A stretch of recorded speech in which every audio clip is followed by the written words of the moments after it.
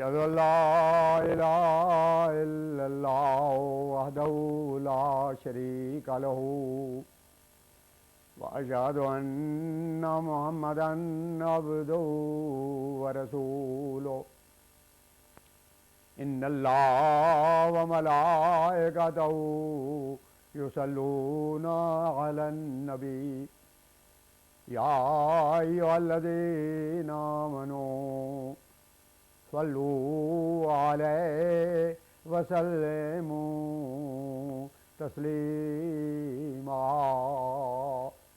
اللهم صل على سيدنا ومولانا محمد وعلى آل سيدنا ومولانا محمد وبارك وسلم إنك حميد مجيد. زمانے کی امامت کو زمانے کا امام آیا، محمد کی غلامی میں محمد کا غلام آیا. خاتم الانبیاء حضرت محمد مصطفیٰ احمد مجتبیٰ صلی اللہ علیہ وسلم کے غلام اور ہمارے امام بانی جماعت احمدیہ مسیح موعود و مہدی مسعود علیہ السلام کے ایمان افروز اور روح پرور ملفوظات. فرمایا یہ سلسلہ یعنی سلسلہ احمدیہ حضرت موسیٰ علیہ السلام کے سلسلے کا مسیل ہے. پس جس طرح پر حضرت موسیٰ کا سلسلہ حضرت مسیح پر آ کر ختم ہوا، یہاں بھی ضرور تھا کہ خاتم الخلفاء مسیح موعود ہی ہوتا. اور جیسے حضرت مسیح موسیٰ علیہ السلام کے زمانے کے بعد 14ویں صدی میں آئے تھے، اسی طرح پر ضرور تھا کہ امت محمدیہ صلی اللہ علیہ وسلم میں آنے والے مسیح موعود کا زمانہ بھی 14ویں صدی ہی ہوتا تاکہ مشابہت پوری ہو. وہ وقت اور یہ وقت دونوں مل گئے. اور ایسا ہی خدا نے یہ بھی مقرر کر رکھا تھا کہ جیسے یہودی حضرت عیسیٰ کے وقت میں بہت ہی بگڑ گئے تھے اور ان کے اخلاقی ایمانی حالتیں مسخ ہو گئی تھیں اور حقیقت باقی نہ رہی تھی، ایسے وقت میں انجیل ان کو حقیقت دکھانے کے لیے آئی تھی اور پاک باطنی اور اخلاقی قانون سے باخبر کرنے آئی تھی، جس سے وہ لوگ بالکل بے خبر ہو چکے تھے. اسی طرح اس وقت زمانے کا حال ہو رہا ہے، فسق و فجور کا ایک دریا بہہ رہا ہے. یورپ کی نمائشی تہذیب نے اخلاق کے تمام اعلیٰ اصولوں پر پانی پھیر دیا ہے اور دہریت کو پھیلا دیا ہے. مذہب جس شے کا نام تھا اس کا نام و نشان مٹ چکا ہے. یورپ کی قوموں کا ہی اگر یہ حال ہوتا تب بھی ضرور تھا کہ کوئی روحانی معلم آتا، مگر مسلمانوں کی حالت بھی بگڑ گئی. ان کے ایمانیات اخلاق و عادات میں ایک عظیم زلزلہ آیا ہے. وہ اسلام کے صرف نام سے آشنا ہیں، اس کی حقیقت اور مغز سے بے خبر ہو رہے ہیں. ان کی عملی اور علمی قوتیں کمزور ہو گئی ہیں، جس کا نتیجہ یہ ہوا کہ غیر قوموں نے ان کے مذہب اور ایمان پر حملہ کرنا شروع کر دیا.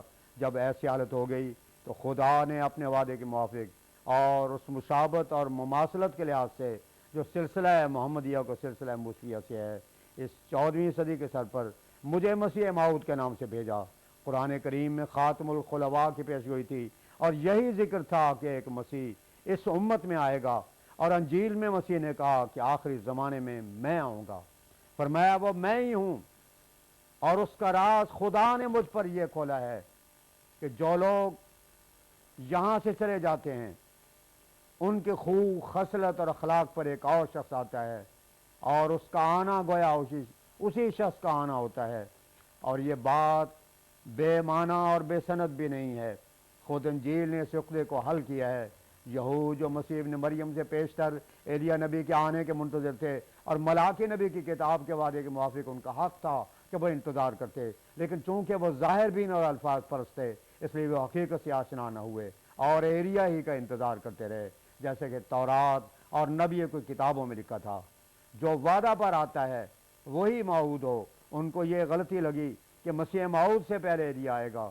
ان کی نظر چونکہ موٹی تھی، وہ انتظار کرتے رہے کہ ایلیا پہلے آئے. چنانچہ ایک بار وہ مسیح کے پاس گئے اور انہوں نے یہ سوال کیا، آپ نے یہی جواب دیا کہ ایلیا تو آ گیا اور وہ یہی یوحنا ہے. وہ یوحنا کے پاس گئے، اس سے پوچھا اور انہوں نے کہا کہ میں ایلیا نہیں ہوں، کیونکہ ان کے دل پاک نہ تھے اس لیے اس کو تناقض پر معمول کیا اور اس سے یہ نتیجہ نکال لیا کہ یہ مسیح سچا مسیح نہیں، حالانکہ مسیح علیہ السلام نے جو کچھ کہا وہ بالکل درست تھا اور اس میں کوئی تناقض نہ تھا۔ مسیح علیہ السلام کا مطلب صرف یہ تھا کہ یہ یوحنا جس کو مسلمان لوگ یحییٰ کہتے ہیں ایلیا کے خوب اور طبیعت اور قوت پر آیا ہے، مگر انہوں نے یہ سمجھا کہ سچ مچ وہی ایلیا جو ایک بار پہلے آ چکا تھا پھر آ گیا ہے، حالانکہ خدا تعالیٰ کے قانون مقررہ کے یہ خلاف ہے۔ اس کا قانون یہی ہے کہ جو لوگ ایک بار اس دنیا سے اٹھائے جاتے ہیں پھر وہ نہیں آتے۔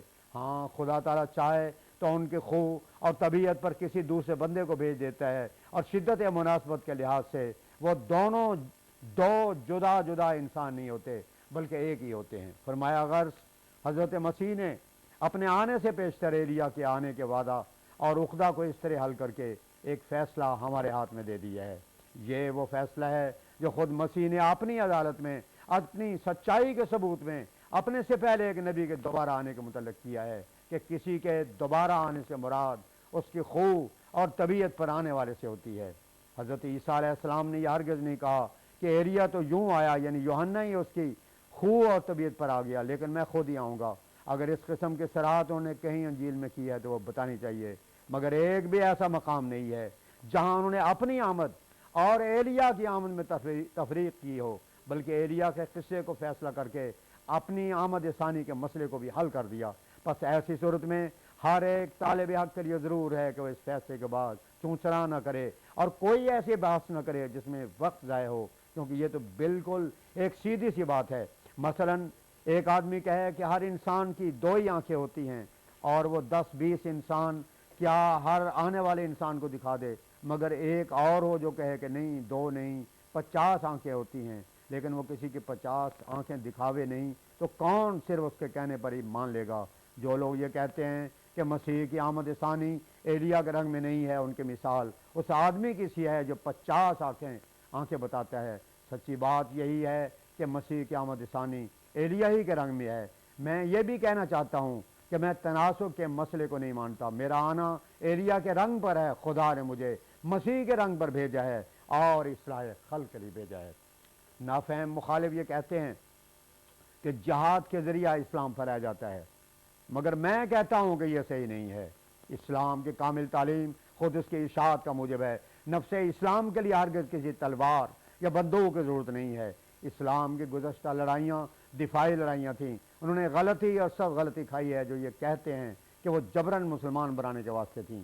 غیر میرا ایمان ہے کہ اسلام تلوار کے ذریعے سے نہیں پھیلایا جاتا، بلکہ اس کی تعلیم جو اپنے ساتھ اعجازی نشان رکھتی ہے خود دلوں کو اپنی طرف کھینچ رہی ہے۔ چنانچہ جن لوگوں نے میری کتابوں کو پڑھا ہے اور میری کارروائی کو دیکھا ہے وہ سمجھ سکتے ہیں کہ یہ ساری کارروائی مسیح کے رنگ میں ہے۔ مجھے حکم دیا گیا ہے کہ میں اخلاقی قوتوں کی تربیت کروں، کیونکہ یہ سارا سلسلہ اور ساری کارروائی مسیح رنگ اپنے اندر رکھتی ہے، اس لیے اللہ تعالیٰ نے میرا نام مسیح موعود رکھا۔ اب جب کہ میں نے اس حد تک بات کو پہنچایا ہے تو میں جانتا ہوں کہ مسیحی بھی میرے مخالف ہوں گے، لیکن میں کسی کی مخالفت سے کب ڈر سکتا ہوں جب کہ خدا نے مجھے معمور کر کے بھیجا ہے۔ اگر یہ دعویٰ میری اپنی تراشی ہوئی بات ہوتی تو مجھے اب ایک ادنیٰ سے مخالفت بھی تھکا کر بٹھا دیتی، مگر یہ میرے اپنے اختیار کی بات نہیں ہے۔ ہر سلیم الفطرت کو جس طرح وہ چاہے سمجھانے کے لیے میں تیار ہوں، اور اس کی تسلی کے لیے ہر جائز اور مسنون راہ میں اختیار کر سکتا ہوں۔ میں سچ کہتا ہوں کہ یہی وہ زمانہ ہے جس کے لیے مسلمان اپنے اعتقاد کے موافق اور عیسائی اپنے خیال پر منتظر تھے۔ یہی وہ وقت تھا جس کا وعدہ تھا، اب آنے والا آ گیا، خواہ کوئی قبول کرے یا نہ کرے۔ خدا تعالیٰ اپنے بھیجے ہوئے لوگوں کی تائید میں زبردست نشان ظاہر کیا کرتا ہے اور دلوں کو منوا دیتا ہے۔ جو کچھ مسیح موعود کے لیے مقدر تھا وہ ہو گیا۔ اب کوئی مانے یا نہ مانے، مسیح موعود آ گیا اور وہ میں ہوں۔ حضور سے سوال کیا گیا اور مشابہت کیا ہے؟ حضرت مسیح موعود علیہ السلام نے اس کے جواب میں فرمایا تعلیم میں بھی مشابہت ہے۔ پھر عرض کیا گیا کہ آپ کی رسالت کا نتیجہ کیا ہوگا؟ حضرت اقدس نے جواب دیا خدا تعالیٰ کے ساتھ جو رابطہ کم ہو گیا ہے اور دنیا کی محبت غالب آ گئی ہے اور پاکیزگی کم ہو گئی ہے، خدا تعالیٰ اس رشتے کو جو عبودیت اور الوہیت کے درمیان ہے پھر مستحکم کرے گا اور گمشدہ پاکیزگی کو پھر لائے گا۔ دنیا کی محبت سرد ہو جائے گی۔ اس پر ایک پادری نے سوال کیا جب کہ مختلف مذاہب ہیں، پھر کس طرح پہچانے کہ سچا مذہب خدا کی طرف سے کون ہے؟ حضرت مسیح موعود علیہ السلام نے اس کے جواب میں یہ پرمعارف کلمات فرمایا یہ کوئی مشکل امر نہیں ہے، دنیا میں ہر کھوٹے اور کھرے کے درمیان ایک امتیاز ہے، رات اور دن میں صریح فرق ہے، پھر سچا مذہب بھی کبھی مخفی رہ سکتا ہے۔ خدا پاک ہے اور وہ محبت رحمت کرنے والا ہے، اور وہ نفسانی امور جو گناہ کے ہیں، بدکاری، تعصب، تکبر اور تمام گناہ جو دل میں جمع ہوتے ہیں، پھر آنکھوں کے ذریعہ یا اور ذریعوں سے دور پاتے ہیں، ان سے ناراض ہوتا ہے۔ پھر یہ کیوں کر مشکل ہو سکتا ہے کہ انسان یہ تمیز نہ کر سکے کہ خدا انسانوں کو پاک بنانا چاہتا ہے اور وہ ان سے گناہ کے صدور کو پسند نہیں کرتا۔ پس جس مذہب کی تعلیم عملی طور پر ایسی فطرت عطا کرتی ہو کہ انسان خدا سے ڈر کر اس کی صفات کے نیچے رہ کر پاکیزگی اور محبت میں ترقی کرے اور گناہ سے بچے، وہی مذہب خدا کی طرف سے ہوگا۔ خدائی مذہب کے ساتھ اس کی صداقت کے زندہ نشان ہوتے ہیں جو ہر زمانے میں موجود رہتے ہیں۔